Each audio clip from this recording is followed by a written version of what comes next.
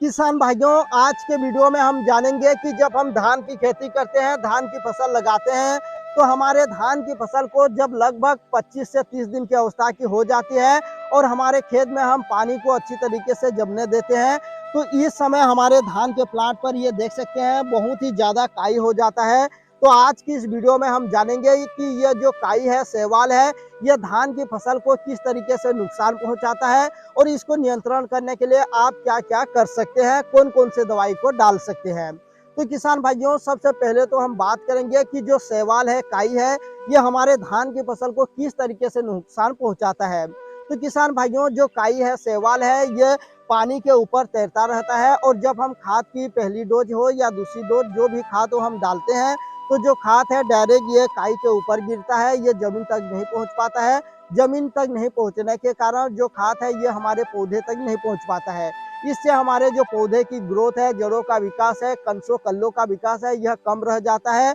ये देख सकते हैं, ये वाला जो मेरा प्लांट है, यहाँ पर इस एरिया में थोड़े बहुत काई का यहाँ पर बहुत ही ज्यादा हुआ है, जिसकी वजह से देख सकते हैं ये जो पौधे हैं इसमें ग्रोथ भी कम है, कंसों कल्लों का विकास भी कम है। लेकिन इसके पीछे देख सकते हैं बहुत ही हरा भरा आपको दिखाई देगा और उस तरफ धान की जो ग्रोथ है यह भी बहुत ही अच्छा है।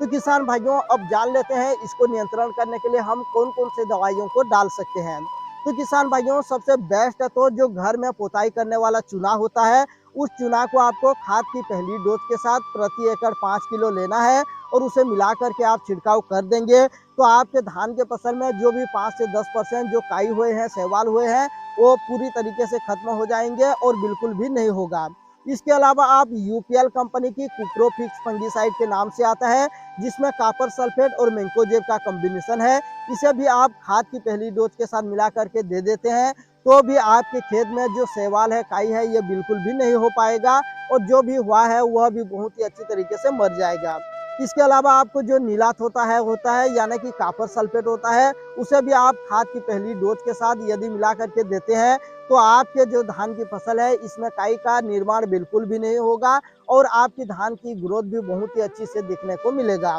तो किसान भाइयों, आप इस तरीके से धान के फसल में काई यानी कि शैवाल को नियंत्रण कर सकते हैं। हमारी जानकारी अच्छी लगती है तो वीडियो को ज्यादा से ज्यादा लाइक करके शेयर कीजिए, जिससे कि दूसरे किसान भाइयों को भी लाभ मिल सके।